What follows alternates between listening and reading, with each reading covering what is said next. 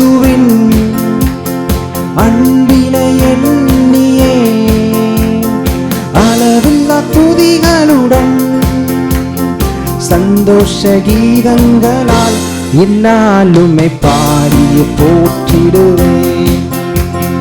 பரமனை ஸ்தோத்தரிப்பேன். அன்பராம் இயேசுவின் அன்பினை எண்ணியே அளவில்லா துதிகளுடன் சந்தோஷ கீதங்களால் என்னாலுமே பாடிய போற்றிடுவேன். பரமனை ஸ்தோத்தரி. மீண்டுமாக அன்பராம் இயேசுவின் அன்பினை எண்ணியே அளவில்லா துதிகளுடன் சந்தோஷ கீதங்களால் இந்நாளுமே பாடிய போற்றிடுவேன். பரமனை மறுபடியுமாக அன்பராம் இயேசுவின் அன்பினை எண்ணியே அளவில்லா துதிகளுடன் சந்தோஷ கீதங்களால் எந்நாளுமே பாடிய போற்றிடுவேன். பரமனை ஸ்தோத்தரிப்பேன். எந்நாளுமே பாடிய போற்றிடுவேன். பரமனை ஸ்தோத்தரிப்பேன். ஜீவனுள்ளவரே இயேசு எந்தன்மை கவலை எனக்கு இல்லையே. புல்லுள்ள இடங்களிலும் அமர்ந்த தண்ணீரண்டாய் என்னை நடத்தி செல்லுவார். ஜீவனுள்ளவரே இயேசு என்னை கவலை எனக்கு இல்லையே.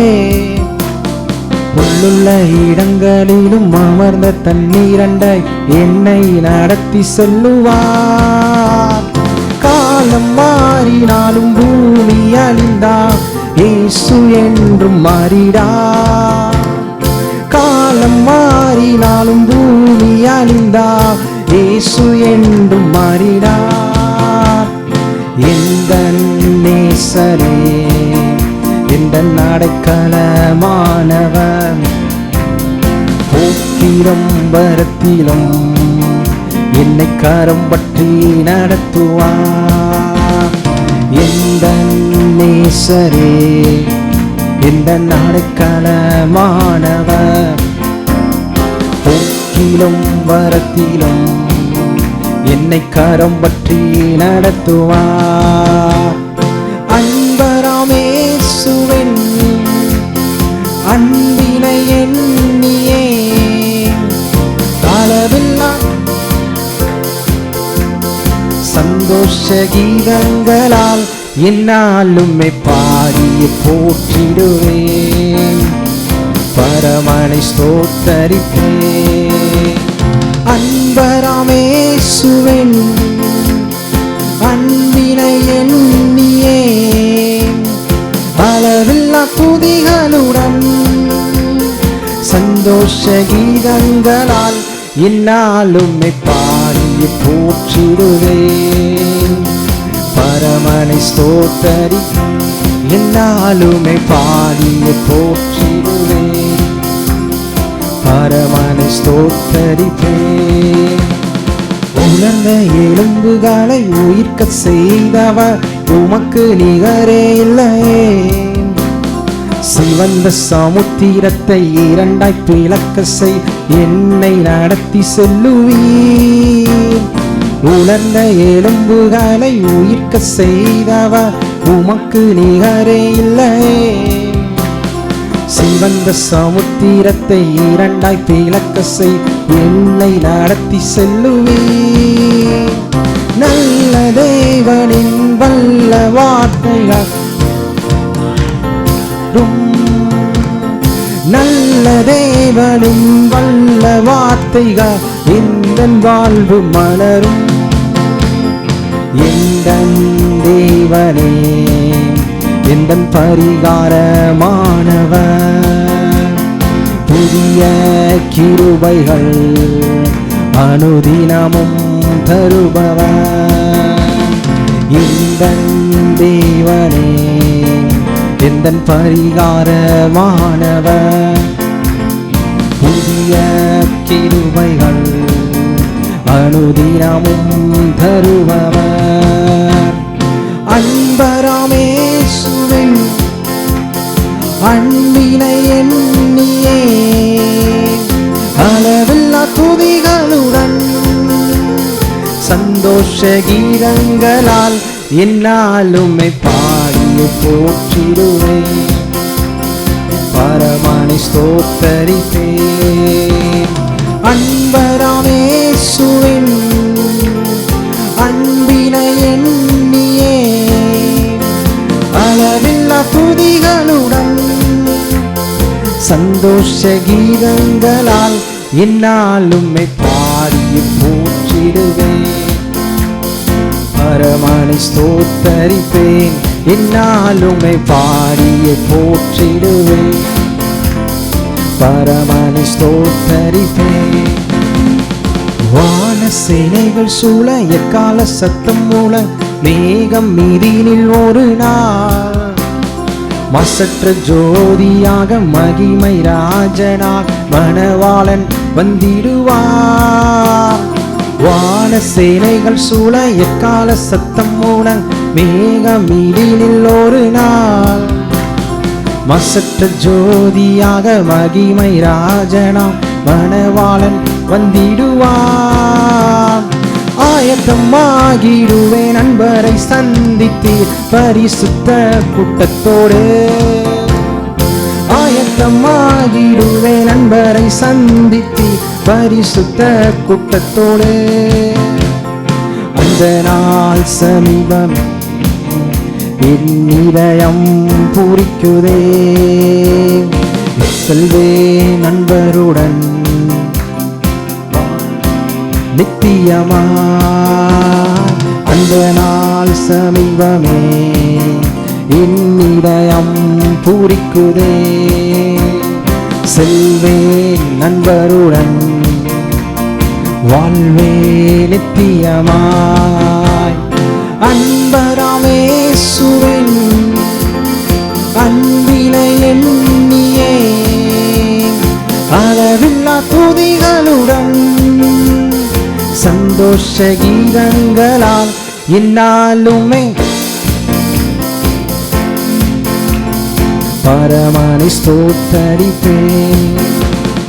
அன்பராமேசுவின் அன்பினை எண்ணியே அளவில்லா துதிகளுடன் சந்தோஷ கீதங்களால் என்னாலுமே பாடிய பரமனை ஸ்தோத்தரிப்பேன். என்னாலுமே பாடிய பரமனை ஸ்தோத்தரிப்பேன். உலர்ந்த எலும்புகளை உயிர்க்க செய்தவர் உமக்கு நிகரே இல்லையே. சிவந்த சமுத்திரத்தை இரண்டாய் பிளக்க செய் என்னை நடத்தி செல்லுவீர். உலர்ந்த எலும்புகளை உயிர்க்க செய்தவர் உமக்கு நிகரே இல்லையே. சிவந்த சமுத்திரத்தை இரண்டாய் பிளக்க செய் என்னை நடத்தி செல்லுவீர். நல்ல தேவனின் வல்ல வார்த்தைகள் எந்தன் வாழ்வு மலரும். நல்ல தேவனின் வல்ல வார்த்தைகள் எந்தன் வாழ்வு மலரும். எந்தன் நேசரின் எந்தன் பரிகாரமானவர். புதிய கிருபைகள் அனுதினமும் தருபவர். எந்தன் தேவனே எந்தன் பரிகாரமானவர்.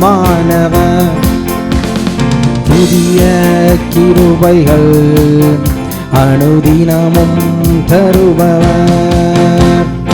அன்பராமேசுவின் அன்பினை எண்ணியே அளவில்லா துதிகளுடன் சந்தோஷ கீதங்களால் என்னாலுமே பாடிய போற்றிடுவேன். பரமனை ஸ்தோத்தரிப்பேன். அன்பராமேசுவின் அன்பினை எண்ணியே அளவில்லா துதிகளுடன் சந்தோஷ கீதங்களால் என்னாலுமே போற்றிடுவேன் பரமனை. மீண்டுமாக அன்பராமேசுவின் அன்பினை எண்ணியே அளவில்லா துதிகளுடன் சந்தோஷ கீதங்களால் என்னாலுமே பாடிய போற்றிடுவேன் பரமனை. கடைசி ஒரு முறை அன்பராமேசுவின் அன்பினை எண்ணியே அளவில்லா துதிகளுடன் சந்தோஷ கீதங்களால் என்னாலுமே பாடிய போற்றிடுவேன் பரமனை ஸ்தோத்தரிப்பேன். என்னாலுமே பாடிய போற்றிடுவேன் பரமனை ஸ்தோத்தரிப்பேன்.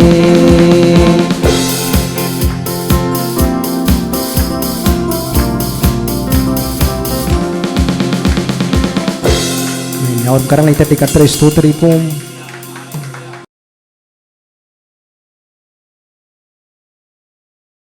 தேவனுடைய பிள்ளையிலே வேதம் சொல்லுது, தேவன் தம்முடைய ஒரே பேரான குமாரனை விசுவாசிக்கிறவன் எவனோ அவன் கெட்டு போகாமல் நித்திய ஜீவனை அடையும்படிக்கு அவரை தந்தருளி இவ்வளவாய் உலகத்தில் அன்பு கூர்ந்தார் என்று பார்க்கிறோம். ஆண்டவராய் இயேசு நம்ம ஒவ்வொருவருக்காகவும் இந்த உலகத்தில் வந்து சிலுவையில் அடிக்கப்பட்ட ரத்தத்தை சிந்தி மரித்து உயிரோடு எழுந்து ஆண்டவராய் இயேசு ஜீவிக்கிறார். அவரை யாராவது இதுவரைக்கும் ஆண்டவராக ஏற்றுக்கொள்ளலைன்னா ஆண்டவராக இயேசுவை ஆண்டவராக ஏற்றுக்கொள்ளுங்கள். ஆண்டவராக இயேசுவை ஏற்றுக்கொண்ட தேவனுடைய பிள்ளைகள் இந்த உலகத்தில் வெற்றியான ஆசீர்வாதமான ஒரு பெரிய செழிப்பான ஒரு வாழ்க்கையை வாழும்படியாக தேவன் நம்மை அழைத்திருக்கிறார். இப்படிப்பட்ட ஒரு வெற்றியான ஆசீர்வாதமான செழிப்பான வாழ்க்கை தான் கிறிஸ்தவ வாழ்க்கையா? கண்டிப்பாக அப்படி தான். ஏன்னா ஆண்டவர் சொன்னார் பாருங்க, சீஷர்கள் வந்து ஆண்டவர்கிட்ட வந்து கேட்குறாங்க, ஆண்டவராக இயேசுகிட்ட வந்து கேட்குறாங்க, ஆண்டவரே நாங்கள் எப்படி ஜெபம் பண்ணணும் அப்படின்னு கேட்குறாங்க. கேட்கும்போது அவர் சொல்கிறாரு, பரலோகத்திலே உம்முடைய சித்தம் செய்யப்படுவது போல பூமியிலேயும் உம்முடைய சித்தம் செய்யப்படுவதாக. பரலோகத்தில் பாருங்கள், அங்கே என்ன இருக்குன்னா சந்தோஷமும் சமாதானமும் வெற்றியும் செழிப்பும் எந்த குறையுமே இல்லை. இன்னும் சொல்ல போனால் பரலோகத்தில் வந்து போட்டிருக்க ரோடே பூரா தங்கத்தெல்லாம் போட்டிருக்காங்க. அப்படின்னா அந்த இடம் எவ்வளோ செழிப்பாக இருக்குன்னு பாருங்களேன். அவ்வளோ செழிப்பான ஒரு இடம் தான் பரலோகம். எந்த பாருங்கள் கண்ணீரோ கவலையோ பிரச்சனையோ அங்கே இல்லை. ஆனால் கிறிஸ்தவ வாழ்க்கை வந்து இன்றைக்கி பிரச்சனை நிறைந்த ஒன்று, கண்ணீர் நிறைந்த ஒன்று அப்படின்றது தான் பாருங்கள் பெரிய அளவில் பிரசங்கிக்கிறத நம்ம பார்க்குறோம். நான் சொல்கிறேன் அருமையானவளே, ஆண்டவராக இயேசு சொல்லியிருக்க அந்த வசனத்தின்படி பார்க்கும்போது இதுக்கு இப்படி நீங்கள் ஜெபம் பண்ணுங்கன்றாரு. அதாவது என்ன சொல்கிறாருன்னா, பரலோகத்தில் உடைய சித்தம் செய்யப்படுவது போல பூமியிலையும் உடைய சித்தம் செய்யப்படுவதாகனா, பூமியில் சந்தோஷத்தையும் சமானத்தையும் ஐஸ்வர்யத்தையும் ஆரோக்கியத்தையும் வெற்றியையும் செழிப்பையும் ஆண்டவர் வந்து விரும்புகிறார். அவர் ஒருபோதும் ஆண்டவராக இயேசு ஏழையாக இல்லவே இல்லை. நிறைய பிரசங்கர்கள் என்ன பண்ணுறாங்கன்னா, இயேசு ஒரு ஏழன் காமிக்கிறதுல அவங்களுக்கு அவ்வளோ பெரிய சந்தோஷம். இயேசு இவங்க ஏன்னா இவங்களோட சேர்ந்து அவரையும் இழுத்துக்கணும் ஒரு சப்போர்ட்டுக்குன்னு சொல்லி. எல்லாம் கவனிச்சுங்க, ஒரே ஒரு இடத்துல தான் இயேசு ஏழை ஆனார். அது எந்த இடம்னா சிலுவையிலே. அங்கே தான் வந்து அவர் வந்து ஒரு துணி கூட இல்லாமல் அவர் சிலுவையில் தொங்கினது என்னென்னா, நம்ம எல்லாருடைய அந்த சரித்திரத்தையும் அவர் ஏற்றுக்கொண்டார். மற்றபடி அவர் எல்லா இடங்களையுமே நல்லா செழிப்பாக இருந்தார். ஏன்னா அவர் செழிப்பாக இருந்தார்ன்றதுக்கு வேதத்தில் நிறையா சொல்லலாம் இல்லையா? பார்த்தீங்கன்னா 5000 பேருக்கு 5000 புருஷர்கள் மட்டும் 20000 பேருக்கு சாப்பாடு போடுறாருன்னா அவருக்குள்ளே எவ்வளோ ஒரு செழிப்பான ஆளாக இருப்பார் பாருங்க. அவர் பயங்கர செழிப்பு. பார்த்தீங்கன்னா ஆண்டவர் வந்து அவரை மாதிரி ஒரு பெரிய பணக்காரரை நீங்கள் பார்க்குறது பாருங்கள், அவ்வளவு முடியவே முடியாது. அவ்வளோ பெரிய பணக்காரர் நம்ம ஆண்டவர். ஏன் அந்த ஆண்டவர் பணக்காரன் நான் சொல்கிறேன்னா, அவர் சிருஷ்டிப்பை பாருங்கள், ஒரே ஒரு ஆதாமுக்கும் ஒரே ஒரு ஏவாளுக்கு மட்டும் இந்த முழு உலகத்தையுமே கொடுத்தார். இன்றைக்கி ஒரு தாய் தகப்பனை எடுத்துக்கிட்டிங்கன்னா, ஒரு பிள்ளைக்கு ஒரு மகனுக்கோ பெரிய அளவில் மகனுக்கு தான் இப்போ வீடு கட்டி கொடுக்குறாங்க. அன்றைக்கி ஒரு சகோதரி இங்கே வந்து என்கிட்ட சொன்னாங்க, எனக்கு ஒரு மகளும் ஒரு மகன் இருக்கிறாங்க பாஸ்டர், 2 பேருக்கு ஆளுக்கு ஒரு வீடு கட்டி கொடுக்கலாம்னு நினைக்கிறேன். நான் நல்ல விஷயம் அப்படின்னு சொன்னேன். நான் நல்லதான், ஒன்றும் தப்பே இல்லை இல்லையா? ஆனால் பெரிய அளவில் நம்ம ஊரில் பார்த்தீங்கன்னா மகனுக்கு மட்டும் வீடு கொடுப்பாங்க இல்லையா?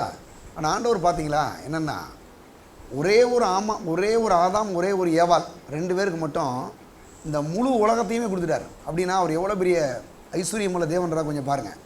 ஒரே ஒரு ஆதாம், ஒரே ஒரு ஏவாளுக்காக இந்த உலகத்தில் இருக்க உலகத்தில் இருக்கக்கூடிய எல்லா விதமான பழத்தோட்டங்களும் யாருக்கு? ஆதாமுக்கு ஏவாளுக்கு தான். 4 நதிகள் ஓடிச்சு. நம்ம ஊரில் 4 பைப்பு போடுறதே பெரிய, ஒரு பைப்பு இருக்கிறதே ஒரு வீட்டில் பெரிய விஷயம். ஆனால் ஆண்டவர் என்ன பண்ணாருங்க, 4 நதி ஓட வச்சார், ஒரே ஒரு ஆதாம், ஒரே ஏவாளுக்குன்னு. அப்போ ஆண்டவர் பயங்கரமான ஒரு ஐஸ்வர்யம் உள்ள தெய்வம் என்பதை இந்த நாட்களில் ரொம்ப தெளிவாக அறிஞ்சு வரணும். பாஸ்டர் அதெல்லாம் பழைய ஏற்பாடு பாஸ்டர், புதிய ஏற்பாட்டில் அப்படிலாம் கிடையாது அப்படின்னீங்கன்னா, வெளிப்படுத்தல் விஷயத்திலே போட்டிருக்கு. அவர் என்ன பண்ணியிருக்காராம், என்ன செஞ்சுருக்காராம், தங்கத்திலே என்ன பண்ணாராம், பெல்ட் கட்டியிருக்காராம், தங்க பெல்ட். அப்படின்னா நம்ம ஊரில் பெல்ட்டு வந்து ஒரு பெல்ட்டு கொஞ்சம் நல்லா கொஞ்சம் காஸ்ட்லியாக வாங்கினீங்கன்னா ஒரு நல்ல பெல்ட்டு ஒரு 2000 ரூபா இருக்குது. சும்மா ஒரு 200 ரூபாய்ங்கன்னா பாதியில் போயிடும்.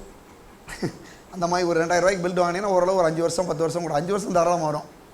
ஆனால் நான் சொல்கிறேன், இவர் போட்டிருக்க பெல்ட்டுக்கு வந்து எத்தனை இப்போல்லாம் பாருங்கள், பவுன் 55,000 ரூபாய்க்கு மேலே போயிடுச்சு. அவர் பெல்ட்டு எப்படிப்பட்ட பெல்ட்டு, எத்தனை பவுனில் போட்டிருந்தாரு தெரியல இன்னும் இல்லையா? பெரிய பெல்ட்டு, நம்ம ஆளு அது எத்தனை பவுன் கூட செக் பண்ணிட்டு வந்துடுவாங்க.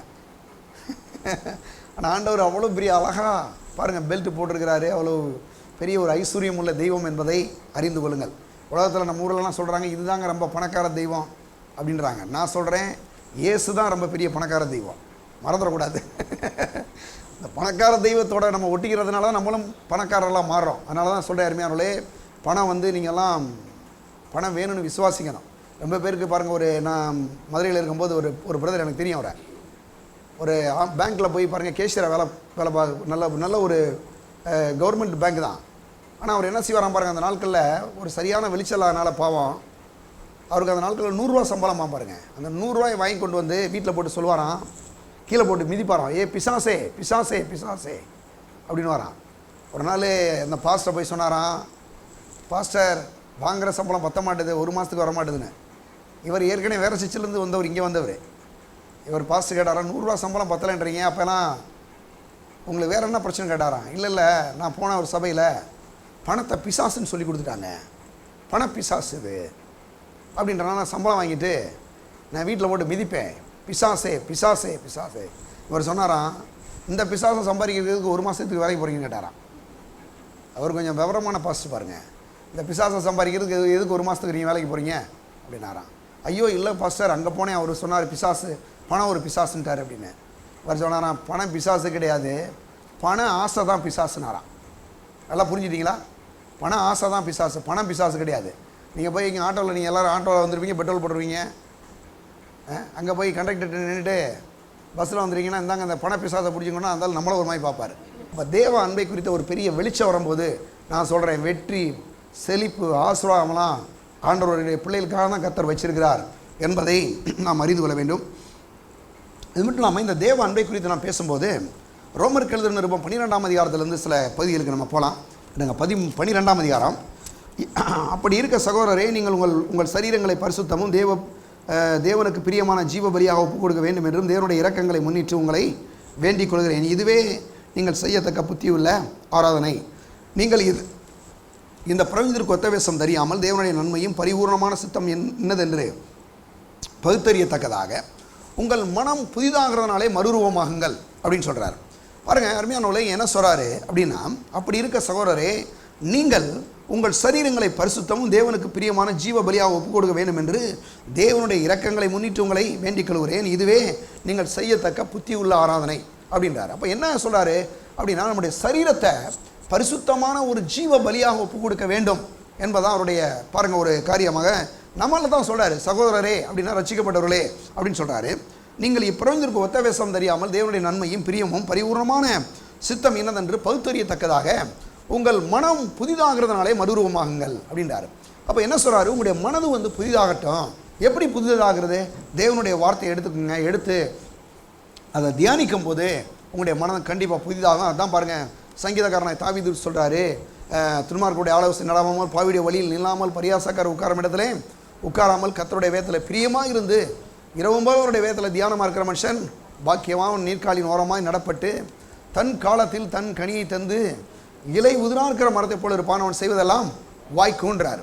அப்போ இதை நல்லா தியானிக்கும் போதே நம்மளை கர்த்தர் பாருங்க என்ன பண்ணாரு, அங்கே தாவீது சொல்லும்போது என்னது, நீ செய்வதெல்லாம் வாய்க்கும், நீ செய்வதெல்லாம் வாய்க்கணும்னா தேவனுடைய வார்த்தையை நல்லா தியானிக்கணும், புதிய புதிய அந்த எண்ணங்களையும் அப்படிப்பட்ட நினைவுகளையும் உடையவர்களாய் நாம் இருக்க வேண்டும். ஏன்னா நம்ம ஆண்டவருடைய பிள்ளைகளாக இருக்கிறோம், அவருடைய தேவ அன்பிலே நாம் நிரப்பப்பட்டிருக்கிறோம்.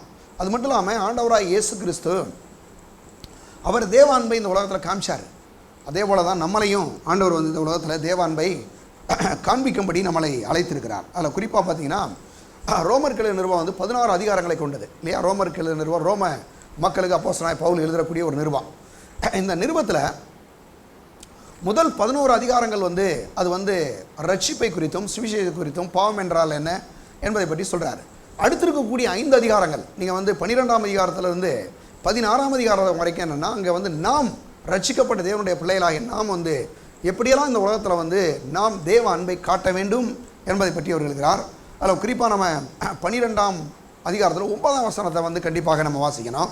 ஏன்னா அதை தான் நம்ம போன வாரங்களில் அதை வாசித்தாங்க தான் நம்ம ஆரம்பித்தோம். உங்கள் அன்பு மாயமற்றதாய் இருப்பதாக தீமையை வெறுத்த நன்மையை பற்றி கொண்டிருங்கள்.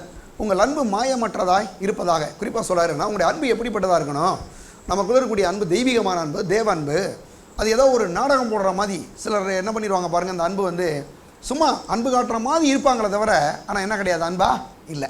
அந்த மாதிரி இல்லாமல் உங்களுடைய அன்பு எப்படி இருக்கட்டும், அது ஒரு மாயமற்றதாக இருக்கட்டும். அது மட்டும் இல்லாமல் தீமையை நீங்கள் வெறுத்து நன்மையை பற்றி கொண்டிருங்கள். தீமையை நீங்கள் வெறுக்கணும், நன்மையை நீங்கள் என்ன செய்யணும், பற்றி கொண்டிருக்க வேண்டும் என்று சொல்கிறார். அப்போ அன்புன்னா பாருங்கள் வந்து என்னென்னா ஒரு ஒரு மாயமற்ற அன்பு நம்முடைய அன்பாக இருக்க வேண்டும். அன்புனா பாருங்கள் அதான் உண்மையான அன்பு. அந்த அன்பில் வந்து அவருடைய கற்பனைகளை நாம் கை கொள்கிறவர்களாக இருக்க வேண்டும். அதான் அன்புடைய முதல் பகுதி. அவருடைய கற்பனைகள் இருக்குது. இஸ்ரவேல் ஜனங்களை பொறுத்தளவு அவங்களுக்கு வந்து என்னென்னா 10 கற்பனை தான் கொடுக்கப்பட்டுச்சு இல்லையா. ஆனால் அவங்க என்ன பண்ணாங்க, அதை 613 கற்பனை ஆக்கி ஒரு மாதிரி செய்கிறத கஷ்டப்படுத்திட்டாங்க இல்லையா. அந்த மாதிரி ஆனால் அவங்க சொல்கிறாரு அவருடைய கற்பனையை வந்து நாம் கை கொள்வர்களாக இருக்கணும். முதல் காரியங்கள் நம்ம மாயமற்ற அன்புடையவர்களாக இருக்கிறோன்றதை எப்படி காண முடியும்னா நாம் வந்து என்ன செய்கிறோம், அவருடைய கற்பனையை கை கொள்கிறோம் முதல் காரியம். ரெண்டாவது அவரை நேசிக்கிறவர்களாக அவர் மீது அன்பு கூறுகிற மக்களாக நாம் இருக்க வேண்டும். ரெண்டாவது அது மட்டும் இல்லாமல் எழுத்து கொள்ளுகிறது ஆவியோ உயிர்ப்பிக்கிறது என்று வேதம் சொல்லுகிறது. அப்போ எழுத்து கொள்ளுகிறதுன்னு சொன்னாவே நல்லா கவனிங்களேன். ஒரு பாருங்கள் வந்து வேதவசனம் இருக்குது. இந்த வேதவசனத்தை நீங்கள் எடுத்துக்கிட்டு அதன்படி செய்யும் போது தான் அது வந்து என்ன செய்யுது, அந்த அன்பை காண முடியும். அவர் சொல்கிறாரு உங்களுடைய அன்பு எப்படிப்பட்டதாக இருப்பதாக மாயமற்றதாக இருப்பதாக என்று எழுதியிருக்கிறார். அப்போ எழுத்து என்ன சொல்லுது, எழுத்து கொள்ளுகிறது ஆவியோ உயிர்ப்பிக்கிறது அப்படின்னு என்ன சொல்கிறாருன்னா, எழுத்து எழுதியிருக்கிறனால ஒரு மனுஷனால் செஞ்சிட முடியாது. அந்த எழுத்தை அப்படியே அன்பினால் செயல்படுத்தும் போது தான் அதை என்ன பண்ண முடியும், அது நம்ம செய்ய முடியும் இல்லையா. அப்போ அதைத்தான் வந்து இங்கே பவுலும் சொல்லுகிறார், நீங்கள் என்ன பண்ணுங்கள், இந்த தேவ அன்பை செயல்படுத்துங்கள், அதாவது செய்யுங்க அப்படின்னு சொல்கிறாரு. அதில் சொல்லும்போது அந்த ஆவி முக்கியம். அந்த ஆவின்னு சொல்லும்போது என்ன சொல்ல போனால் அன்பு எழுத்து சொல்லுது, அந்த அன்பை நம்ம என்ன பண்ணுறோம், அப்படியே அன்பின்படி செய்கிறோம். ரோமர் 13ஆம் அதிகாரத்தில் பாருங்கள் 8ஆம் வசனத்திலிருந்து வாசிக்கிறேன். ஒருவரிடத்தில் ஒருவர் அன்பு கூற கடனை அல்லாமல் மற்றொன்றிலும் கடன்படாதிருங்கள். பிற இடத்தில் அன்பு ஒருவன் நியாயபரமான பணத்தை நிறைவேற்றுகிறான். எப்படி என்றால் விபச்சாரம் செய்யாதிருப்பாயாக, களவு செய்யாதிருப்பாயாக, பாருங்கள் விபச்சாரம் செய்யாதிருப்பாயாக, கொலை செய்யாதிருப்பாயாக, களவு செய்யாதிருப்பாயாக, பொய் சாட்சி சொல்லாதிருப்பாயாக, இச்சியாதிருப்பாயாக என்கிற இந்த கற்பனையிலும் வேறு எந்த கற்பனையும் உன்னிடத்தில் அன்பு கூறுவாய் பிறனிடத்திலையும் அன்பு கூறுவாயாக என்கிற ஒரே வார்த்தையிலே தொகையாய் அடங்கியிருக்கிறது. அன்பானது பிறனுக்கு பொல்லாங்கு செய்யாது, ஆதலால் அன்பு நியாயப்பிரமாணத்தின் நிறைவேறுதலாக இருக்கிறது. அப்போ அன்பு வந்து நியாயப்பிரமாணத்தின் எப்படி இருக்குதா, நிறைவேறுதலாக இருக்குது. என்ன செய்யறான், உன்னிடத்தில் அன்பு கூறல பின்னிடத்தில் அன்பு கூறுவாயன்ற அந்த ஒரு வார்த்தையை நம்ம செஞ்சுட்டாவே மற்ற எல்லா கற்பனையும் என்ன பண்ணிடலாம், ஈஸியாக செஞ்சிடலாம். இதைத்தான் வந்து பவுலே சொல்லுகிறார். அது மட்டும் இல்லாமல் 1 கொரிந்தியர் 13ஆம் அதிகாரத்தில் வந்து நம்ம பார்த்தோம். 1 கொரிந்தியர் 13 பாருங்கள், அங்கே 4ஆம் வசனத்திலிருந்து 8ஆம் வசனம் வரைக்கும் அப்படியே நான் வாசிக்கிறேன். அன்பு நீடிய சாந்தமும் தயவும் உள்ளது, அன்புக்கு பொறாமை இல்லை, அன்பு தன்னை புகழாது, இருமாப்பாயிராது, அயோக்கியமானதை செய்யாது, தற்பொழிவை நாடாது, சினமடையாது, தீங்கு நினையாது, அநியாயத்தில் சந்தோஷப்படாமல் சத்தியத்திலே சந்தோஷப்படும், சகலத்தையும் தாங்கும், சகலத்தையும் விசுவாசிக்கும், சகலத்தையும் நம்பும், சகலத்தையும் சைக்கும். அன்பு ஒரு காலம் ஒழியாது, தீர்க்க தரிசனாலும் ஒளிந்து போம், அந்நிய பாஷையினாலும் ஒளிந்து போம், அறிவானாலும் ஒளிந்து போம். என்னன்னா அன்பு ஒருபோதும் தோற்று போகாது. எந்த அன்பு, தெய்வீக அன்பு, தேவனுடைய அன்பு வந்து தோற்று போகாது. மனுஷ அன்பெல்லாம் தோற்றுறோம் மனுஷிக அன்பு இருக்கு இல்லையா, அந்த அன்பு வந்து கணவன் மனைவி மத்தியில் ஒரு அன்பு இருக்குது, ஈராசன் அன்பு, ஸ்டோர்கேன்னு ஒரு அன்பு இருக்குது இல்லையா, அந்த அன்பு வந்து பெற்றோர் மத்தியில் கூடிய அன்பு, பிள்ளையோன்ற அந்த அன்பு வந்து அது உற்றார் உறவினர் நண்பர்கள் மத்தியில் இருக்கக்கூடிய அன்பு. இந்த எல்லா அன்பும் ஒரு நாள் ஏமாத்திரும் மனுஷனை. ஆனால் தேவனுடைய அன்பு இருக்குது, இந்த தெய்வீகமான அன்பு இருக்கே, அகாப்பே அன்பு, இது ஒருபோதும் நம்மளை ஏமாற்றாது. இந்த அன்பு ஒருபோதும் யாரையும் வஞ்சிக்காது. ஏன்னா இந்த அன்பு ஒரு சுயநலமற்ற ஒரு அன்பு என்பதை நாம் பார்க்கிறோம். அது மட்டும் இல்லாமல் இந்த அன்பில் இன்னும் நம்ம சொல்லும்போது இந்த அன்பு என்ன செய்யாதுங்க, தோற்று போகாது. இடங்களை போட்டிருக்காங்க பார்த்தீங்களா, லவ் நெவர் ஃபெயில்ஸ். எந்த அன்பு? தெய்வீக அன்பு, அகாப்பே அன்பு தான் தோற்று போகாது. மற்ற மனுஷிக அன்பெல்லாம் தோற்றுறோம், ஆனால் தெய்வீக அன்பு தோற்று போகாது. அது மட்டும் இல்லாமல் இந்த மாயமற்ற அன்புன்றதில் வந்து அவருடைய வார்த்தையை நாம் முதலாவது நேசிக்கக்கூடிய மக்களாக இருக்க வேண்டும். மாயமற்ற அன்பதை வந்து எப்படி கண்டுபிடிக்க முடியும் அப்படின்னா, தேவனுடைய வார்த்தையை வந்து நம்ம எப்படி இருக்கணுமா, முதல்ல நேசிக்க வேண்டும். ரெண்டாவது, அவருடைய வார்த்தையின்படியே செய்ய வேண்டும், அவருடைய வார்த்தையை செய்யணும். மூணாவது, அவர் வார்த்தையை புரிந்து கொள்வதன் மூலமாக இந்த அன்பிலே நாம் என்ன செய்ய முடியும், பெரிய வளர முடியும். நல்லா பாருங்கள், இந்த அன்பில் நீங்கள் வளரணும்னு சொன்னால் இதை நல்லா இன்னும் புரிஞ்சுக்கிட்டால் தான் பாருங்கள் என்ன பண்ண முடியும், இன்னும் அன்பில் வளர முடியும்.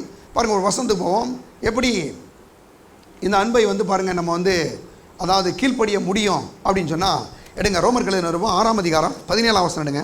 ரோமர் 6:17 அங்கே சொல்கிறாரு, முன்னே நீங்கள் பாவத்திற்கு அடிமையாக இருந்தும் இப்பொழுது உங்களுக்கு ஒப்புவிக்கப்பட்ட உபதேச சட்டத்திற்கு நீங்கள் மனப்பூர்வமாய் கீழ்ப்படிந்ததுனால தேவனுக்கு ஸ்தோத்திரம்.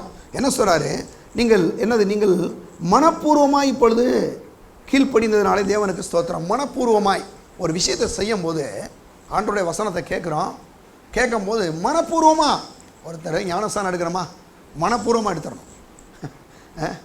ஞானஸ்தானம் எடுக்கிறோம் அதில் வந்து பாருங்கள், எடுக்கலாமா வேணாமா அப்படின்னு சொல்லி 1000 சிந்தனைக்கு போகக்கூடாது. மனப்பூர்வமாக எடுக்கணும். ஜெபம் பண்ணணுமா, மனப்பூர்வமாக கொடுக்கணுமா, மனப்பூர்வமாக ஊழியம் செய்யணுமா, மனப்பூர்வமாக. இப்படி மனப்பூர்வமாக நம்ம செய்யும்போது நம்ம என்ன செய்கிறோமா, தேவனுக்கு அங்கே கீழ்ப்படுகிறோம். பாருங்கள், அதைத்தான் அந்த வசனம் சொல்லுது. மனப்பூர்வமாய் நாம் கீழ்ப்படிந்ததுனாலே தேவனுக்கு ஸ்தோத்திரம். அப்போ மனப்பூர்வமாய் நாம் செய்யும்போது தேவ அன்பிலே பாருங்கள் நம்ம நடக்கிறோம். பாருங்கள், ஏதோ ஒரு சட்டத்துக்காக கீழ்ப்படியலை. இன்றைக்கி அதான் வேதம் சொல்லு பாருங்கள், பிள்ளையாண்டவனை நடக்க வேண்டிய வழியிலே அவனை நடத்து, அவன் முதிர் வயதிலும் அதை விடாதிருப்பான். அதுதான் கரெக்டு. அப்போ என்னென்னா பாருங்கள், நீங்கள் சின்ன வயசுலேயே ஒன்று கற்றுக்கிட்டு கரெக்டாக போகும்போது அதே ஃபாலோ பண்ணுறோம். அதே போல் தான் பாருங்கள், எந்த ஒரு சட்டங்களை மதிக்கிறதும் அப்படி தான். அப்போ நம்ம வந்து என்ன பண்ணுறோம், அதை ஒரு சட்டத்துக்காக மட்டுமல்லாமல் மனப்பூர்வமாய் நாம் தேவனுடைய வார்த்தைக்கென்று கீழ்ப்படிந்து அன்பு கூர்ந்து அதை செய்ய வேண்டும். அதை பற்றி பாருங்க, அங்கே 12ஆம் அதிகாரத்தில் ரோமர் 12:9 சொல்கிறாரு, உங்கள் அன்பு மாயமற்றதாக இருப்பதாக தீமையை வெறுத்து நன்மையை பற்றி கொண்டிருங்கள். உங்களுடைய அன்பு எப்படிப்பட்டதாக இருக்கணும், அது மாயமற்றதாக இருக்கணும். அடுத்த விஷயத்தை பார்த்தீங்கன்னா, அது எப்படிப்பட்டதுன்னா தீமையை வெறுக்கணும். தீமையை வந்து வெறுக்கிறத பற்றி தான் அன்றைக்கி பேச போகிறோம். தீமையை வந்து எப்படி வெறுக்கிறது, தீமையை வெறுத்து நன்மையை பற்றி கொண்டிருங்கள் அப்படின்னு சொல்கிறார். அப்போ தீமையை வெறுத்து நன்மையை பற்றி கொண்டிருங்கள் அப்படின்னு சொன்னாவே அங்கே என்னென்னா, தீமையை வந்து பாருங்கள், முதலாவது நம்ம வெறுக்கணும். தீமை செய்கிறத வந்து பாருங்கள் என்ன பண்ணணும், வெறுக்கணும். தீமையை எதிர்க்கணும். வெறுக்கிறது மட்டும் இல்லாமல் தீமை ஒரு இடத்துல நடக்குது, ஒரு இடத்துல ஒரு அநீதி நடக்குது, ஒரு அக்கிரமம் நடக்குது, சில நேரங்களில் பல விதமான காரியம் நடக்குது இல்லையா, அப்படியெல்லாம் நடக்கும்போது அது எதிர்க்கக்கூடிய மக்களாக இருக்கிறோம். அதான் பாருங்கள் என்னதுன்னா, தீமையை வெறுக்க வேண்டும். அப்படிப்பட்ட ஒரு மனப்பான்மையுடையவர்களாக நம்ம இருக்க வேண்டும். தீமைகள் எல்லாம் நம்ம என்ன பண்ணணும், வெறுக்கணும். ஆதாரம் இல்லாமலே சில தவறுகளை செய்கிறது, அந்த குற்றங்களை மறைக்கிறது, அப்படிப்பட்ட காரியங்களெல்லாம் நாம் ஆண்டவருடைய பிள்ளைகளாக நம்ம ஒவ்வொருவரும் வெறுக்க வேண்டும். சரி, அப்படி நீங்கள் சொன்னீங்கன்னா அது எதுதான் தீமை, நீங்கள் சொல்கிறதுக்கு தீமைனா என்னன்றதே எங்களுக்கு தெரியாமல் நாங்கள் எப்படி அந்த தீமையை எதிர்க்க முடியும்? கண்டிப்பாக எல்லாருக்கும் ஒரு கேள்வி இருக்கும்ல. அப்போ தீமைனா என்ன அப்படின்ற முதல்ல சொல்கிறேன். முதல் 5 பாயிண்ட் சொல்ல போகிறேன். முதல் காரியம், நன்மை செய்வதே இல்லை, அதுக்கு பேர் தான் தீமை. நன்மை செய்வதே கிடையாது, நன்மையே இல்லை. சில ஆளுகளுக்கு பார்த்தீங்கன்னா எப்பயுமே தீமை செய்கிற பொழப்பாகவே இருக்கும். யார் வீட்லையா போய் வம்புழுக்கிறது, சும்மா இருக்கன்ற ஏதாவது ஒரு தகராறு பண்ணுறது, ஏதாவது ஒன்று பண்ணிக்கிட்டே இருக்கிறது. அவங்களுக்கு தீமை செய்கிறத தவிர வேறு எதுவுமே தெரியாது. அந்த மாதிரி நன்மை செய்வதே இல்லை, அதுக்கு பேர் தான் தீமை. முதல் காரியம். ஆண்டவராக இயேசு கூட எடுத்துங்க. நசரேயனாகிய இயேசுவை தேவன் பரிசுத்த ஆவியினாலும் வல்லமையினாலும் அபிஷேகம் பண்ணினார். தேவன் அவரோடு கூட இருந்தபடினால் அவர் நன்மை செய்கிறவராயும் பிசாசும் வல்லமையில் அகப்பட்ட யாவரையும் குணமாக்குறவராய் சுற்றி திரிந்தார். நன்மை செய்கிறது ஆண்டவருடைய வேலை, தீமை செய்கிறது யாருடைய வேலை, பிசாசுடைய வேலை. அப்போ நன்மைக்கு ஒரு ஆள் எதிர்த்து நின்றுட்டு இருக்கிறாங்கனாவே அவங்க யாரோ வேலையை தான் செஞ்சுட்டு இருக்காங்க, பிசாசோட வேலை செய்கிறாங்க. என்ன சொல்ல போனால் தீமையவே செய்கிறாங்க. சரி, ரெண்டாவது நன்மையை எதிர்த்து என்னதான் போராடுகிறது. சில நல்ல காரியம் நடக்குதுன்னு வச்சுங்களேன், அந்த நல்ல காரியத்தை என்ன செய்ய இந்த தீமை வந்து எதிர்க்குது. நன்மை செய்ய விடுறதே கிடையாது. நன்மையை என்ன செய்ய விடுறதா செய்கிறதே கிடையாது. நன்மை எங்கெங்கே நடக்குதோ அதுக்கு பூரா எதிர்ப்பு தெரிவிக்கிறது, அதை போய் எதிர்த்து என்னமா பண்ணிட்டு இருக்கிறது. அதுக்கு பேர் தான் பாருங்க என்னது தீமை. ரெண்டாவது. மூன்றாவது, எந்த தீமையும் பாருங்க, தீமையும் செய்கிறது இல்லை, நன்மையும் செய்கிறது இல்லை, நான் பாட்டுகள் லிபரலாக இருக்கிறேன். அப்போ என்ன செய்யணும்னா தேவனுடைய பிள்ளைகளே நல்லா கவனிச்சுங்க. அதாவது அந்த தீமையை எதிர்த்து என்னது தீமையை நான் தீமையும் செய்கிறது கிடையாது, நான் நன்மையும் செய்கிறது கிடையாது அப்படின்னா கண்டிப்பாக அவங்க வந்து தீமை தான் செய்கிறாங்க இல்லையா? நான் சொல்கிறேன், அப்போ தீமையோ நன்மையோ பாருங்கள், தீமையும் வேணாம் எனக்கு நன்மை வேணான்னு சொல்கிறது வந்து தீமையில் தான் இருக்கிறாங்க. அப்படி இருப்பது நாம் தீமையை செய்கிறோம் என்பது கருத்து. நாலாவது, தீமையை வெறுக்காமல் இருப்பது என்னதுங்க தீமை தான். தீமையை வெறுக்க கற்றுக்கணும். இப்போ வந்து பாருங்கள், ஒரு இடத்துல சில நேரங்களில் சில தவறுகள் நடக்குது, சில காரியங்கள் நடக்குது. தீமையை பாருங்கள் வெறுக்காமல் இருப்பதே என்னதுங்க, அது ஒரு தீமை தான். அதான் என்னதுங்க நாலாவது காரியம். அஞ்சாவது காரியம் பாருங்கள், தீமையான காரியங்களை என்ன செய்யக்கூடாது, நம்ம பார்ப்பதே ரொம்ப தப்பு. எங்கே பாச எங்கேயும் கொலை செய்கிற மாதிரி நான் பார்க்கல, எங்கேயா நடு ரோட்டில் எவனா கொலை செஞ்சுட்டு இருக்கான் நான் வந்து போய் பார்க்கல, இல்லை திருடிக்கிட்டு இருக்கான் நான் பார்க்கல, இல்லை ஏதோ சில தப்பான காரியங்கள் செய்கிறான் நான் ஒன்றும் பார்க்கலையே. நீ என்ன பார்த்த மாதிரி சொல்கிறீங்க? பார்க்குறாங்க மக்கள், நீங்களாம் நல்லா இருக்க பார்க்க மாட்டீங்கன்னு தெரியும். எங்கே பார்க்குறாங்கன்னு சொல்லவா? சினிமாவில் போய் பாருங்கள். நீங்கள் சினிமா போய் பார்த்துருக்கீங்களா? சினிமாவில் பயங்கரமான சண்டை போடுறான், அவன் ஹீரோ போடுறானா வில்லன் போடுறானா எவனை போட்டு போகிறான். ஆனால் போடும்போது என்ன மாதிரி பாருங்கள், தீமையை வெறுக்காத ஆளுகள் என்ன பண்ணுறாங்கன்னு பாருங்கள், அந்த தீமையை எவ்வளவு ஆர்வமாக பார்க்குறாங்க தெரியுமா? நல்லா கவனிங்க. இதெல்லாம் வந்து தீமையை நம்ம வெறுக்கிற விஷயமா? தீமையை வெறுக்கிறவங்க போய் இப்படி தீமையான காரியங்களை போய் வாயை பொழந்துட்டு ஆன்னு பார்த்துட்டு இருப்பாங்களே, யாராவது சொல்லுங்கள் கொஞ்சம் அருமையானவளை கவனிங்க. இதெல்லாம் பாருங்கள், பார்க்கும்போது தீமையை நம்ம வெறுக்கிறோமா? நான் சொல்கிறேன் அருமையான தேவனுடைய பிள்ளைகளே, தீமையை வெறுக்கலை, என்ன செய்கிறோம், அதை தீமையை தீனி போட்டு வளர்க்குறோம். இப்படி கேட்டு கேட்டு கேட்டு பார்த்து பார்த்து பார்த்து அதையே சில ஆளாக செய்கிறது பாருங்கள், அதையே செய்கிறது பாருங்கள். ஏன்னா தீமையை நீங்கள் ஒருத்தர் வந்து வெறுக்கணும்னு சொன்னால் தீமையை பார்க்குறதே தப்பு. இப்போல்லாம் பார்த்தீங்கன்னா சினிமாவை தாண்டி கைக்குள்ளே பட்டியெல்லாம் வந்துடுச்சு பாருங்கள். ஏன்னா அவ்வளவு பார்த்தீங்கன்னா அக்கிரமத்தையும் அநியாயத்தையும் எல்லாம் பார்த்தீங்கன்னா உள்ளே போட்டு வச்சுருக்கான் பாருங்கள், அவ்வளவு பார்க்குறது.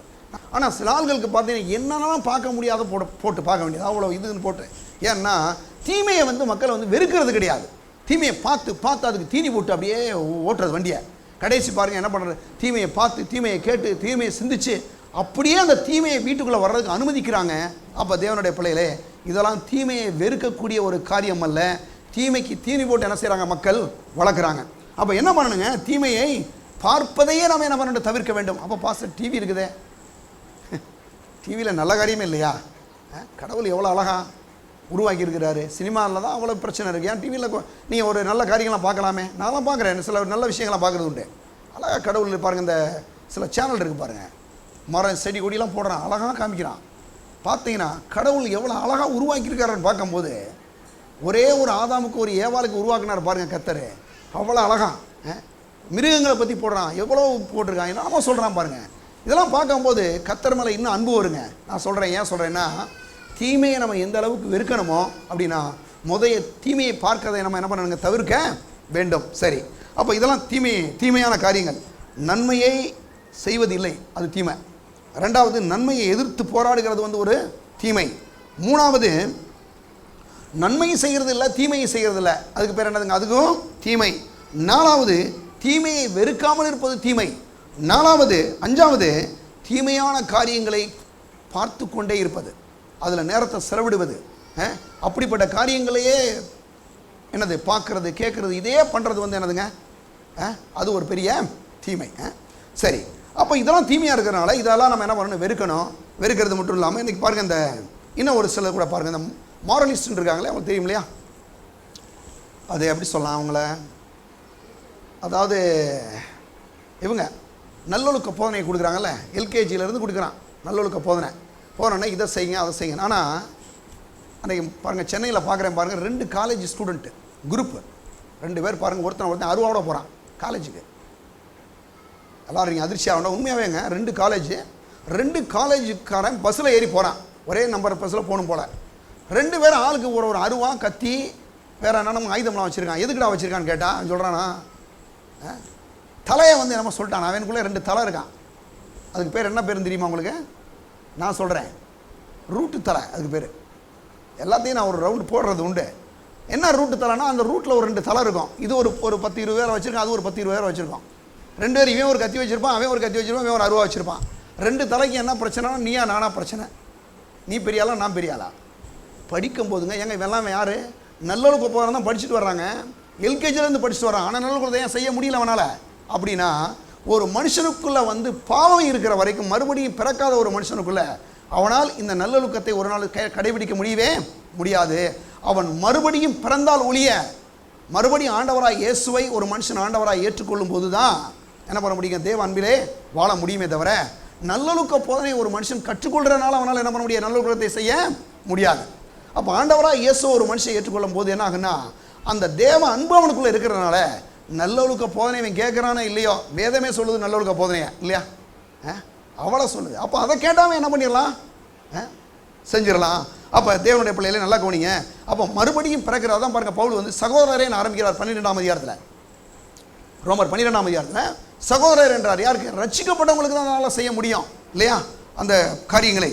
அந்த பாருங்கள் 12ஆம் அதிகாரத்தில் இருக்கக்கூடிய 9லேருந்து 21 வசனங்கள் வரைக்கும். சரி, அது மட்டும் இல்லாமல் பாருங்கள், தீமையை வந்து வெறுக்கணுன்றது வந்து எப்படின்னா பாருங்கள், எடுங்க சங்கீதம் 104ஆம் அதிகாரம், சீக்கிரம் எடுங்க. சங்கீதம் 104 சங்கீதக்காரனாகிய தாவீது எப்படி இந்த தீமையை வெறுக்கிறார் அப்படின்ற கொஞ்சம் பாருங்கள். ரொம்ப அருமையான ஒரு சங்கீதம். அதில் முதல்ல 35ஆம் வசனம் வாசிக்கிறேன். பாவிகள் பூமியில் இருந்து நிர்மலமாகி துன்மார்க்கரினில் இடாமற் போவார்கள். என் ஆத்துமாவே கர்த்தரை ஸ்தோத்தரி. எல்லாம் கவனி. அல்லேலூயா. எதுக்கு அல்லேலூயா சொல்கிறாரு? எப்படி சொல்கிறார் பார்த்தீங்களா? அல்லேலூயா எதுக்கு அல்லேலூயா தெரியுமா சொல்கிறாரு? அங்கே பாருங்கள். அல்லேலூயானா என்ன? அது எதுக்கு அல்லேலூயா சொல்கிறாருன்னா, பாவிகளை பூமியிலிருந்து நிர்மூலமாகி துன்மார்க்கனில் இராமற் போவார்கள். என் ஆத்துமாவே கர்த்தரை ஸ்தோத்தரி. அப்போ பாவிகள் என்ன செஞ்சிருவாங்களா? அவர்கள் பூமியில் நிர்மூலமாகி துன்மார்க்கர் இனி இல்லாமற் போவார்கள். பாவிகள் வந்து என்ன பண்ணிடுவாங்களா? அவர்கள் நிர்மூலமாகிடுவார்கள். எங்க பாவி நிர்மூலமாகணுமா? அடுத்து சொல்றாரு, துன்மார்க்கனி இராமற் போவார்கள் சொல்லிட்டு சொல்றாரு, என் ஆத்துமாவே கர்த்தரை ஸ்தோத்திரி. ஏன்னா தீமை ஒருத்தன் செய்கிறான், தீமை செய்கிறான் பாருங்க. தீமை செய்யும் போது அந்த தீமையை என்ன பண்ணணும்? கண்டிப்பாக எதிர்க்க வேண்டும், ஆதரிக்கக்கூடாது. தீமையை என்ன செய்யணும்? எதிர்க்க பாருங்க. என்ன செய்யக்கூடாதுன்னா அதை வந்து ஆதரிக்கக்கூடாது, அதை வந்து எதிர்க்கணும், எதிர்க்க கற்றுக்கணும். ஏன்னா எல்லாம் செய்கிற போல செஞ்சுட்டே இருப்போம், நம்ம எல்லாத்துக்கும் ஆமாமான்ட்டு போயிட்டு இருக்கணுமா? அப்படி இல்லைங்க, எதிர்க்கணும். அப்போ வந்து பாருங்க, அங்கே சொல்கிறாரு, யார் இந்த துன்மார்க்கன் அப்படி பாவி அப்படின்னு சொன்னால், முதல் சொல்லும் போது ஆதாம் இருக்கிறானே, ஆதாம் ஏவாலே கர்த்தர் இவ்வளோ பெரிய உலகத்தை உருவாக்கி ஆதாம்கிட்ட கொடுக்குறாரு ஆண்டவர். அவன் என்ன பண்ணுறான்? பாவம் செஞ்சு இந்த பூமி முழுவதையும் கரைப்படுத்தி உண்ணலாமாக்கிட்டான். முதல்ல அவன் ஒரு பாவி. ரெண்டாவது இன்னொரு சில பாவிகளையும் துன்மார்க்கரையும் நம்ம பார்க்க போகிறோம். அதில் சில இந்த அதிகாரத்தில் சில வசனங்களை மட்டும் நான் வாசிக்கிறேன்.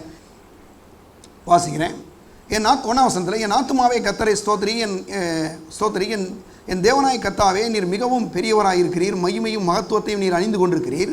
ஒளியை வஸ்திரமாக தரித்து வானங்களை திரையைப் போல விரித்திருக்கிறீர். தமது மேல் வீடுகளில் தண்ணீர்களால் மச்சுப்பாவி மேகங்களை தமது ரதமாக்கி காற்றினுடைய சட்டைகளின் மேல் செல்கிறீர். தம்முடைய தூதர்களை காற்றுகளாகவும் தம்முடைய ஊழியக்காரரை அக்கினி ஜுவாலாகவும் செய்கிறார். பூமி ஒருபோதும் நிலைவராதபடி அதன் ஆதாரங்கள் மேலே அதை ஸ்தாபித்தார். அதை வஸ்திரத்தினாலே மூடுவது போல ஆழத்தினால் மூடினீர். பர்வதங்களின் மேல் தண்ணீர்கள் நின்றது. நல்லா நீங்கள் இதெல்லாம் பார்த்தீங்கன்னா இவ்வளத்தையும் கர்த்தர் வந்து உருவாக்கி இருக்கிறார். இன்னும் கொஞ்சம் சில வசனங்கள் அதில் வாசிக்கிறேன் பாருங்கள். சொல்கிறாரு 10ஆம் வசனம், அவர் பள்ளத்தாக்குகளில் நீரூற்றுகளையும் வரவிடுகிறார்.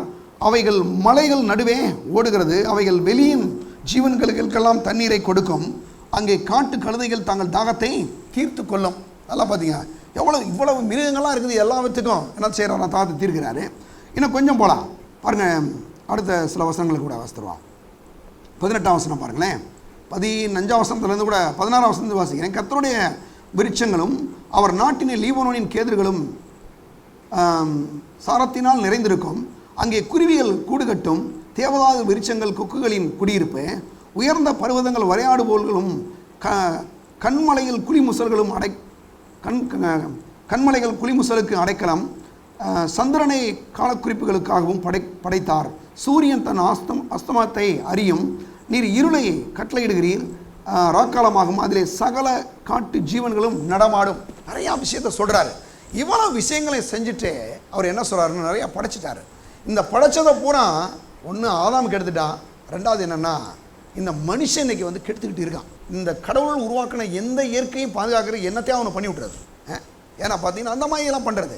அது மட்டும் இல்லாமல் சில நேரங்களில் இன்னும் சில விஷயத்துக்கு போகிறோம் பாருங்கள், இப்படிலாம் ஆக்கிடுறாங்களா. இதெல்லாம் இந்த மாதிரி சில துன்மார்க்கத்தனம் இதெல்லாம் பாருங்கள் மக்கள் கண்டிப்பாக ஆண்டோடைய பிள்ளைகளாமல் என்ன சரி எதிர்க்கணும். சரி, அது மட்டும் இல்லாமல் இன்றைக்கி விவசாயங்கள் நடக்குது, நல்ல வியாபாரங்கள் நடக்குது, இதெல்லாம் நடக்குது இல்லையா.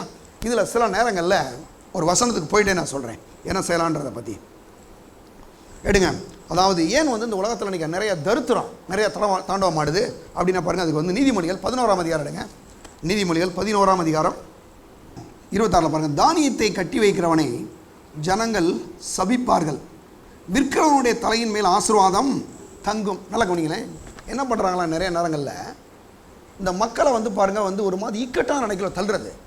பாருங்கள் இப்போ திடீர்னு பாருங்கள் வெங்காயம் பாருங்கள் வெங்காயம் வந்து 10 ரூபாய்க்கு விற்கும் போது பாருங்கள் போராட்டம் பண்ணுறது. என்ன போராட்டம்?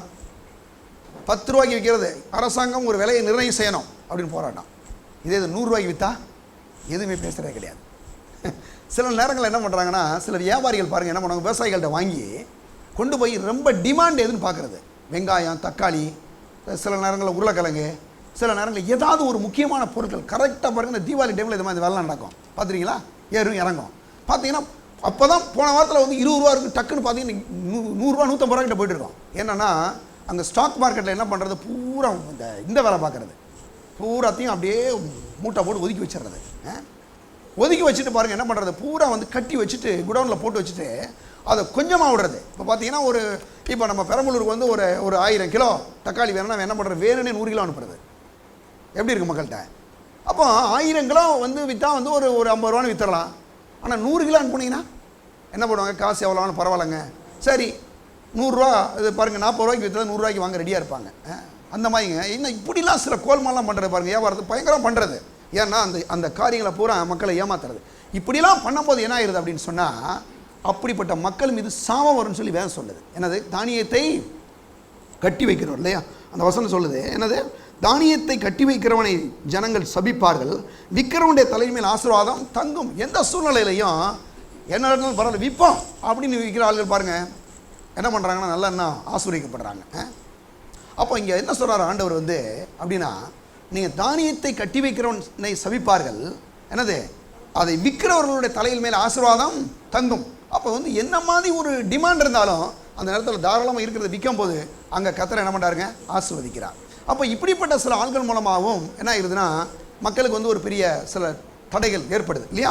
சரி பார்ப்போம், அடுத்து இன்னொரு வசனம் கூட வாசிக்கலாம். எடுங்க நீதிமொழிகள், எடுங்க நீதிமொழிகள் 29:2 பாருங்க சொல்றாரு, நீதிமான் பெருகினால் ஜனங்கள் மகிழ்வார்கள், துன்மார்க்கர் ஆளும்போது ஜனங்கள் தவிப்பார்கள். வசனம் புரியுதா உங்களுக்கு? என்ன சொல்றாருங்க, என்ன சொல்றாரு பார்த்தீங்களா? நீதிமான்கள் பெருகினால் அங்கே என்ன கிடைக்கும், மகிழ்வார்கள், துன்மார்க்கர் ஆளும்போது ஜனங்கள் தவிப்பார்கள். பாருங்க அரசாங்கங்கள் வந்து பாருங்க என்னது இங்கே சொல்றாரு, துன்மார்க்கர் ஆளும்போது ஜனங்கள் என்ன செய்வார்களாம், தவிப்பார்கள், எல்லா ரேட்டும் மேலே ஏறும். அப்போ அங்கே என்ன செய்யணும்னா நீதிமான்கள் ஒரு ஆண்டோடைய பிள்ளைகள் வந்து ஆண்டோருடைய பிள்ளைகளோ இல்லை ஆண்டோருடைய பிள்ளைகளுக்கு சப்போர்ட் பண்ணுற ஆட்களோ அரசாங்கத்தில் வரும்போது என்ன ஆகுன்னா அங்கே வந்து தேசம் வந்து ஆசீர்வதிக்கப்படும். ஆனால் வேதம் என்ன சொல்லுது பார்த்தீங்களா, என்ன சொல்கிறார், நீதிமான்கள் பெருகினால் ஜனங்கள் மகிழ்வார்கள், மகிழ்வார்கள். அங்கே சொல்கிறாரு, துன்மார்க்கன் ஆளும்போது ஜனங்கள் தவிப்பார்கள். துன்மார்க்கன் ஒருத்தன் ஆளுகை செய்கிறான்னா ஜனங்களுக்கு தவிப்பு வரும். அதனால தான் ஒரு வசனம் சொல்லுது, அவர் ராஜாக்களை தள்ளி ராஜாக்களை ஏற்படுத்துகிறார். புரியுதா உங்களுக்கு? அப்படின்னா ஒரு துன்மார்க்கத்துக்கு ஒரு ஆள் சப்போர்ட் பண்ணுறான், அவனை நீங்கள் ஆள்வருக்கு வந்து பாருங்கள் ஒரு ஆள் அனுமதி கொடுக்குறான்னு வச்சுங்க, அந்த ஆள் நல்ல மனுஷனா என்ன பண்ணுங்க, துன்மார்க்க ஒரு ஆள் செய்கிறாருன்னா துன்மார்க்கமான அப்படிப்பட்ட ஆட்சியாளர்கள் இருந்தால் கூட அந்த ஆட்சியாளருக்கு எதிர்ப்பு தெரிவிக்கணும். துன்மார்க்கன் அழியன்னு சொல்லி நீங்கள் ஜெபம் பண்ணணுங்க. அதான் கடவுளுடைய நல்ல ஒரு ஜெபம். புரிஞ்சுக்கிட்டீங்களா? துன்மார்க்கன் பெருகினால் தேசத்தில் என்ன ஆகும் அப்படின்னா அதான் சொல்லுது, நீதிமான்கள் பெருகினால் ஜனங்கள் மகிழ்வார்கள், சந்தோஷம் உண்டாகும், துன்மார்க்கர் ஆளும்போது ஜனங்கள் தவிப்பார்கள். பிரச்சனை வரும். வசனம் பைபிளில் என்ன போட்டிருக்குன்னு புரியுதா உங்களுக்கு? இவ்வளோ இருக்குங்க. ஒரு ஆட்சியாளனை பற்றி போட்டிருக்கு. ஒரு ஆட்சியாளன் எப்படி இருக்கணும், அப்படின்னா துன்மார்க்கத்தனம் ஆட்சி பண்ணக்கூடாது, எல்லாத்தையும் அனுசரித்து போனோம். துன்மார்க்கத்துக்கு எதிர்ப்பு தெரிவிக்கக்கூடிய மக்களாக நம்ம என்ன செய்யணுங்க இருக்கணும். அப்போ இருக்கும்போது என்னாங்கன்னா துன்மார்க்கமான அப்படிப்பட்ட ஆட்களை தள்ளிட்டு ஆண்டவர் என்ன செய்வார்னா நல்ல உண்மையாக கடவுளுக்கு ஒரு சாதகமான மக்களை கர்த்தர் கொண்டு வருவார். அப்போ தீமையை எதிர்க்கணும். தீமையை நீங்கள் எதிர்க்கும் போது என்ன ஆகுன்னா கர்த்தருடைய அன்பின்படி நீங்கள் என்ன செய்வீங்க, வாழ்வீர்கள். பாஸ்டர் பைபிள் இதெல்லாம் பேசலாமா? அவர் சொல்லிருக்கிறத தான் நான் பேசிட்டு இருக்கப்பா இல்லையா? நான் என்ன பண்ணல, அரசியல் பேசலை. கர்த்தர் என்ன சொல்கிறார் அதெல்லாம் என்னது பைபிள் இருக்கிறத எடுத்து உங்களுக்கு சொல்கிறேன். அப்போ எனக்கு என்ன பண்ணணும்னா இப்படிப்பட்ட துன்மார்க்கமான காரியங்களை எதிர்த்து பாருங்கள், இப்படிப்பட்ட தீமையான காரியங்களை எதிர்க்கும் போது நம்ம என்ன பண்ணுறோம், தேவ அன்பிலே நடக்கிறோம்.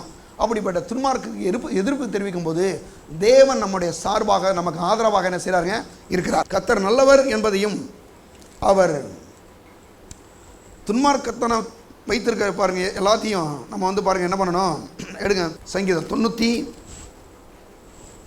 அதிகாரம் 10 வசனம் நான் வாசிக்கிறேன். சங்கீதம் 97 10 கர்த்தரில் அன்பு கூறுகிறவர்களே தீமையை வெறுத்து விடுங்கள், அவர் தம்முடைய பரிசுத்தவான்களின் ஆத்துமாக்களை காப்பாற்றி துன்மார்க்கரின் கைக்கு அவர்களை தப்புவிக்கிறார். என்ன சொல்றார் பார்த்தீங்களா? கர்த்தரில் அன்பு கூறுகிறவர்களுக்கு தீமையை வெறுத்து விடுங்கள், அவர் தம்முடைய பரிசுத்தவான்களின் ஆத்துமாக்களை காப்பாற்றி துன்மார்க்கரின் கைக்கு அவர்களை தப்புவிக்கிறார். அப்போ என்ன செய்கிறாரா, இந்த மாதிரி துன்மார்க்கமான ஆள்களை உடைய கைக்கு தேவனுடைய பிள்ளைகளை என்ன செய்கிறாரா, தப்புவிக்கிறார். பாருங்க, அடுத்து எடுங்க, இன்னொரு வசனம் எடுங்க, ஆமோஸ் எடுங்க, திருப்புங்க, அப்படியே பழைய ஏற்பாட்டுக்கே திருப்புங்க. ஆமோஸ் 5 அதிகாரம் எடுங்க, ஆமோஸ் 5 அதிகாரம் 15 வசனம் பாருங்க, 15வது வசனம் பாருங்க, நான் வாசிக்கிறேன். 15 அங்கே சொல்கிறாரு, நீங்கள் தீமையை வெறுத்து நன்மையை விரும்பி ஒளிமுக வாசலை நியாயத்தை நிலைப்படுத்துங்கள். ஒருவேளை சேனைகளின் தேவனாய் கர்த்தர் யோசேப்பிலே மீதியானவர்களுக்கு இறங்குவார். என்ன சொல்கிறாரு, நீங்கள் தீமையை வெறுத்து நன்மையை விரும்புங்கன்றார். தீமையை நீங்கள் என்ன செய்யணும், வெறுக்கணும்.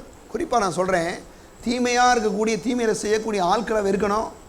தீமை செய்கிற ஆட்களோட பக்கத்தில் போகிறதவே நம்ம அவாய்ட் பண்ணணுங்க. ரொம்ப முக்கியமான விஷயம். தீமையை நீங்கள் வெறுத்து நன்மையை விரும்பி ஒளிமுக வாசல் நியாயத்தை நிலைப்படுத்துங்கள். ஒரு நியாயம் வரும்போது அந்த இடத்துல நியாயத்தின் பக்கத்தில் நீங்கள் நில்லுங்க அப்படின்னு சொல்கிறார். அடுத்து சொல்கிறாரு, ஒரு வேளை சேனைகளின் தேவனாய் கர்த்தர் யோசேப்பிலே மீதியானவர்களுக்கு இறங்குவார். நீங்கள் அப்படி நிற்கும் போது கர்த்தர் உங்கள் சார்பா நின்று என்ன செய்வார், உங்களுக்கு சப்போர்ட் பண்ணுவார். அடுத்து நீங்கள் 1 பேதுரு எடுங்க, 1 பேதுரு 3 அதிகாரம் 10 வசனம் 11 வசனம் வாசிக்கிறேன். 10-11 ஜீவனை விரும்பி நல்ல நாட்களை காண வேண்டும் என்று இருக்கிறவன் பொல்லாப்புக்கு தன் நாவையும் கபடத்துக்கு தன் உதடுகளையும் விலக்கி காத்து பொல்லாப்பை விட்டு நீங்கி நன்மை செய்து சமானத்தை தேடி அதை பின்தொடர கடவன் சொல்றார். என்ன சொல்றா பாருங்களேன், ஜீவனை விரும்பணுமா? ஜீவனைனா ஆண்டவருடைய வார்த்தையை ஆண்டவருடைய காரியங்களை விரும்பணும். பாருங்க, ஜீவனை விரும்பி நல்ல நாட்களை காண வேண்டும் என்று இருக்கணும். அடிக்கடி பாருங்க சொல்லணும், நல்ல நாட்களை நான் காணுவேன். எப்பயுமே நெகட்டிவாகவே பேசக்கூடாது, நெகட்டிவாக பேசக்கூடாது, பாசிட்டிவாக பேச கற்றுக்கணும். இந்த நெகட்டிவாக பேசுகிறாள் கூட நீங்கள் சேர்ந்தீங்கன்னா உங்கள் வாழ்க்கையை நெகட்டிவ் ஆக்கிறதுக்கு அவங்க முயற்சி எடுத்துருவாங்க. அதனால தான் எப்பயுமே பாசிட்டிவாக பேசுகிற ஆள்களோட நம்ம கூட என்ன பண்ணணும், ஐக்கியம் இருக்கணும். ஜீவனை விரும்பி நல்ல நாட்களை காண வேண்டும் என்று இருக்கிறவன் பொல்லாப்புக்கு தன் நாவையும் கபடத்துக்கன் உதடுகளையும் விலக்கி காத்து பொல்லாப்பை விட்டு நீங்கி நன்மை செய்து சமானத்தை தேடி அதை பின்தொடர. நன்மை செய்து சமானத்தை தேடி அதை பின்தொடர கடவன் சொல்கிறாரு. எடுங்க யூதா 23 வசனம். யூதா ஒரே ஒரு அதிகாரம் தான் இருக்கும், அதில் வெளிப்படுத்தலுக்கு முன்னால் இருக்கக்கூடிய அதிகாரம் எடுங்க. யூதா 23 மாம்சத்தில் கரைபட்டிருக்கிற வஸ்திரத்தை வெறுத்து தள்ளுங்கள். அப்படின்னா என்னென்னா, சில ஆட்கள் பாருங்கள், மாம்சத்திலே கரைபட்டிருக்கிற வஸ்திரத்தை வெறுத்து தள்ளுங்கள்னா அநீதி அக்கிரமங்கள் அப்படிப்பட்ட அவங்களுடைய உடையே அப்படி தான் இருக்குது. அந்த மாதிரி யோசிச்சுங்களேன். அப்படிப்பட்ட ஆள்களை நீங்கள் என்ன பண்ணுங்கள், வெறுத்து விடுங்கள். தீமை செய்கிறாங்களா, வெறுத்து வந்துருங்கன்றார். அப்போ என்ன பார்த்தீங்கன்னா, இந்த மாதிரி நம்ம செய்யும் போது என்ன செய்கிறோன்னா, இந்த தீமையான காரியங்களை வெறுக்கும் போதே நாம் தேவ அன்பில் என்ன அதிகமாக என்ன செய்கிறோம், தேவ அன்பில் என்ன செய்கிறோம், நடக்கிறோம். நன்மை செய்கிற காரியங்களுக்கு நம்ம சப்போர்ட் பண்ணுறோம். அப்படி சப்போர்ட் பண்ணும்போது என்ன ஆகிறோன்னா, கர்த்தர் கூடயே நம்ம என்ன பண்ணுறோம், சப்போர்ட் பண்ணுறோம். அது மட்டும் இல்லாமல் தீமையை வெறுக்கும்படி நல்ல ஒரு தீர்மானத்தை எடுக்கணும். கர்த்தர் உங்களை ஆசீர்வதிப்பார். எல்லாரும் எழுதி நிற்போம். பரலோக பிதாவே, உம்மை ஸ்தோத்திரிக்கிறோம், உமக்கு நன்றி செலுத்துகிறோம் ஆண்டவரே. இந்த நாளில் கூட ஆண்டவராய் இயேசுவின் நாமத்தினாலே கர்த்தாவே, தீமையை வெறுத்து நன்மையை செய்கிறதிலே நாங்கள் அதிகமாய் வாஞ்சிக்கும்படியாக ஆமாண்டவரே, நீ சொன்னீரே, ராஜாக்களை தள்ளி ராஜாக்களை ஏற்படுத்துவேன்னு சொல்லியிருக்கிறீர். துன்மார்க்கமான அப்படிப்பட்ட மக்களை தள்ளி ஆமாண்டவரே, ரட்சிப்புக்கு சுவிசேஷத்துக்கு சாதகமான அப்படிப்பட்ட மக்களை எங்கள் தேசத்தில் நீர் கொண்டு வந்திருக்கிறபடியால் உம்மை ஸ்தோத்திரிக்கிறோம். அதற்கான அந்த வாய்ப்புகளை ஆவியானவரை திறந்தருளுவீராக. ஆண்டவரே, உடைய பெரிய அந்த எங்கள் தேசத்தில் கூடிய மக்கள் எல்லாம் கூட அந்த துன்மார்க்கத்துக்கு, அநீதிக்கு, அக்கிரமத்துக்கு எதிர்த்து நிற்கக்கூடிய மக்களாக அவருடைய இருதயங்களை நீர் இயேசு நாமத்தில் மாற்றுவீராக. நல்லவரே, தீமையை வெறுக்கக்கூடிய மக்களாய், எதிர்க்கக்கூடிய மக்களாய் ஆண்டவரே இந்த மக்களை மாற்றும்படியாய் ஆண்டவரே அவருடைய இருதயங்களை மாற்றி ஆண்டவரே ரட்சிப்புக்கு சுவிசேஷத்துக்கு சாதகமான அப்படிப்பட்ட அரசாங்கத்தில் ஒரு பெரிய மாற்றங்கள் உண்டாகட்டும். நீர் அப்படி செய்கிற தேவ கிருபைக்காய் நன்றி செலுத்துகிறோம். குறிப்பாக ஆண்டவரே எங்கள் சபை மக்களாகி நாங்கள் எல்லாரும் கூட அதனாலே கர்த்தாவே தீமை வெறுக்கக்கூடியவர்களாய், நன்மைக்கு கர்த்தாவே சப்போர்ட் பண்ணக்கூடிய எங்களை ஒவ்வொருவரையும் மாற்றினபடியால் உமக்கு ஸ்தோத்திரம். உடைய தேவ அன்பிலே ஒவ்வொரு நாளும் நான் நடக்கும்படி ஆவியானவரே எங்கள் ஒவ்வொருவருக்கு நீர் உதவி செய்தபடியால் உமக்கு ஸ்தோத்திரம். உடைய மக்களை ஆசீர்வதியும். இந்த நாளில் வந்திருக்கிற நம்முடைய பிள்ளைகள் எல்லாரையும் நீர் ஆசீர்வதிங்க ஆண்டவரே. சிறக்காய் நன்றி செலுத்துகிறோம். இயேசுவின் நாமத்தில் ஜெபிக்கிறோம் பிதாவே, ஆமென். உடைய கர்த்தராகிய இயேசு கிறிஸ்துவின் கிருபையும் பிதாவாகிய தேவனுடைய அன்பும் பரிசுத்த ஆவியானவருடைய ஐக்கியமும் இப்பொழுதும் எப்பொழுதும் நம்மோடு கூட இருப்பதாக. ஆமென். இயேசு ராஜாவுக்கே ஜெய், இயேசு ராஜாவுக்கே ஜெய், இயேசு ராஜாவுக்கே ஜெய்.